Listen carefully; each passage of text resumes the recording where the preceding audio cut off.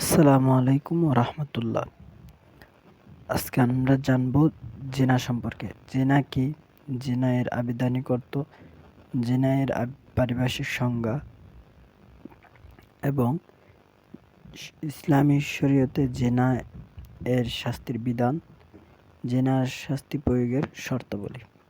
আজকে আমরা এই কয়েকটি বিষয় সম্পর্কে আলোচনা করব। তাহলে চলুন দেখা যাক জিনা এর আবিধানিক অর্থ কি।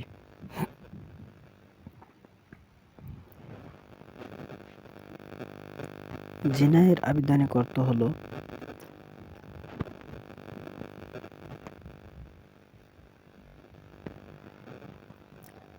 ব্যভিচার, হারাম সহবাস, ধর্ষণ, অবৈধ যৌনাচার ইত্যাদি। এবং আমরা এরপর দেখব জিনা এর পারিভাষিক সংজ্ঞা।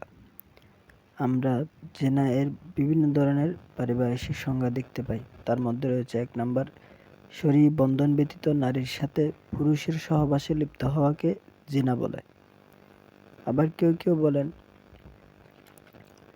জিনা হলো শরীর বন্ধন ব্যতীত বিবাহিত কিংবা অবিবাহিত নারীর সাথে সহবাসে লিপ্ত হওয়াকে জিনা বলে। এবং আরও একটি সংজ্ঞা দেওয়া যায়, বিবাহ বন্ধন ব্যতীত নারীর সাথে সহবাসে লিপ্ত হওয়াকে জিনা বলে। সর্বোপরি বলা যায়, নিজ বিবাহিত স্ত্রী ব্যতীত কোনো পুরুষ অন্য কোনো নারীর সঙ্গে এবং কোনো নারী নিজ বিবাহিত স্বামী ব্যতীত অন্য কোনো পুরুষের সাথে সহবাসে লিপ্ত হওয়াকে জিনা বলে।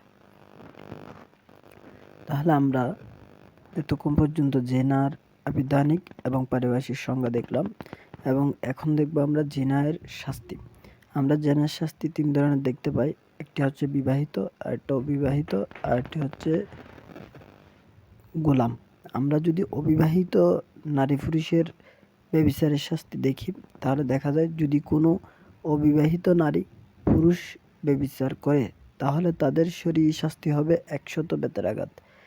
যদি বিবাহিত নারী পুরুষের ব্যভিচারের শাস্তি, যদি কোনো বিবাহিত নারী পুরুষ ব্যভিচারে লিপ্ত হয় তাহলে তাদের শাস্তি হলো সুন্নতের মাধ্যমে রজম, অর্থাৎ পাথর নিক্ষেপ করে হত্যা করা। ৩য় নাম্বার হচ্ছে দাস দাসীর ব্যভিচারের শাস্তি। ব্যভিচারী দাস দাসী হলে তাহলে তাদেরকে ৫০টি বেতের আঘাত করবে। জিনার শাস্তি প্রয়োগের শর্তাবলী। জিনার শাস্তিগুলো দেওয়ার জন্য কিছু শর্ত রয়েছে।